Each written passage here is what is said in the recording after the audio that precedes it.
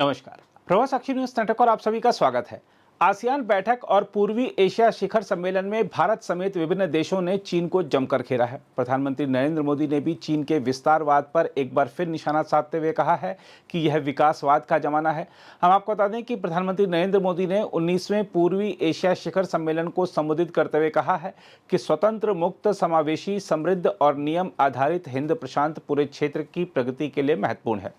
प्रधानमंत्री ने अपने संबोधन की शुरुआत टाइफून यागी से प्रभावित लोगों के प्रति गहरी संवेदनाएं व्यक्त करते हुए की और बताया कि इस कठिन घड़ी में ऑपरेशन सद्भाव के माध्यम से हमने मानवीय सहायता उपलब्ध कराई है। प्रधानमंत्री ने अपने संबोधन में कहा कि भारत ने सदैव आसियान यूनिटी और सेंट्रलिटी का समर्थन किया है। भारत के इंडो पैसिफिक विजन और क्वाड सहयोग के केंद्र में भी आसियान है। भारत के इंडो पैसिफिक ओशियंस इनिशिएटिव और ASEAN outlook of Indo Pacific के बीच गहरी समानताएं हैं। उन्होंने कहा कि एक फ्री, ओपन, समावेशी, समृद्ध और रूल बेस्ड इंडो पैसिफिक पूरे क्षेत्र की शांति और प्रगति के लिए महत्वपूर्ण है। उन्होंने कहा कि साउथ चाइना सी की शांति, सुरक्षा और स्थिरता पूरे इंडो पैसिफिक क्षेत्र के हित में है। प्रधानमंत्री ने कहा कि हमारा मानना है कि समुद्री गतिविधियां अनक्लोज के अंतर्गत संचालित होनी चाहिए। उन्होंने कहा कि फ्रीडम ऑफ नेविगेशन और एयर स्पेस सुनिश्चित करना आवश्यक है। उन्होंने कहा कि एक ठोस और प्रभावी कोड ऑफ कंडक्ट बनाया जाना चाहिए और इसमें क्षेत्रीय देशों की विदेश नीति पर अंकुश नहीं लगाए जाने चाहिए। प्रधानमंत्री ने कहा कि हमारी अप्रोच विकासवाद की होनी चाहिए, न कि विस्तारवाद की। प्रधानमंत्री ने कहा कि म्यांमार की स्थिति पर हम आसियान दृष्टिकोण का समर्थन करते हैं। हम 5 पॉइंट कंसेंसस का भी समर्थन करते हैं। साथ ही हमारा मानना है कि मानवीय सहायता को बनाए रखना महत्वपूर्ण है और लोकतंत्र की बहाली के लिए उपयुक्त कदम भी उठाए जाने चाहिए।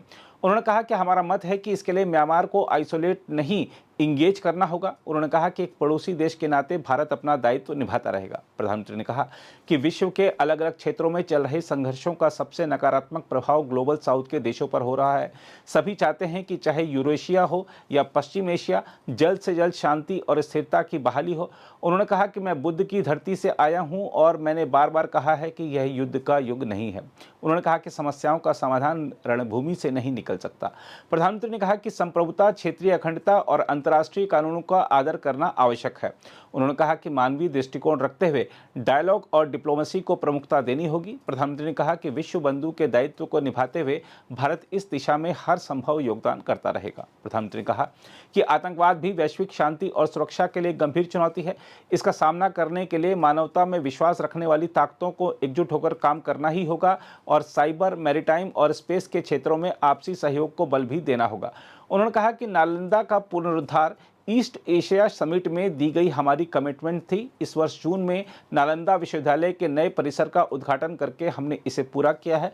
उन्होंने कहा कि मैं यहाँ उपस्थित सभी देशों को नालंदा में होने वाले heads of higher education conclave के लिए आमंत्रित करता हूँ। प्रधानमंत्री ने कहा कि ईस्ट एशिया समिट भारत की एक्ट ईस्ट पॉलिसी का एक महत्वपूर्ण स्तंभ है और आज की समिट के शानदार आयोजन के लिए मैं प्रधानमंत्री सिपानदोन का हार्दिक अभिनंदन करता हूं।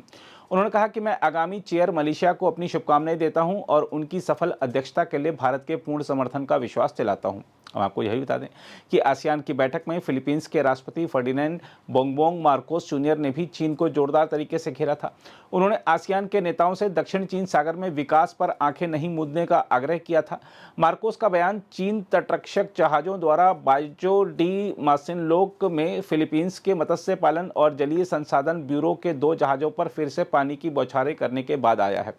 इसके जवाब में चीनी विदेश मंत्रालय के प्रवक्ता माओ निंग ने कहा कि चीन दक्षिण चीन सागर में आसियान देशों के साथ काम करना जारी रखेगा। हम आपको यह बता दें कि अमेरिकी विदेश मंत्री एंटनी ब्लिंकन ने दक्षिण पूर्व एशियाई नेताओं से कहा है कि अमेरिका दक्षिण चीन सागर में चीन की बढ़ती खतरनाक और गैरकानूनी गतिविधियों के बारे में चिंतित है। अमेरिका ने वादा किया है कि वह इस क्षेत्र में स्वतंत्रता को बनाए रखने और इस महत्वपूर्ण समुद्री मार्ग को सुरक्षित बनाए रखने में मदद करता रहेगा। अगर आप भी लेना चाहते हैं देश दुनिया की तमाम जानकारी तो आज ही सब्सक्राइब करें हमारे चैनल को। साथ ही नीचे दिए बेल आइकन को जरूर दबाएं ताकि हर अपडेट आप तक पहुंच सके।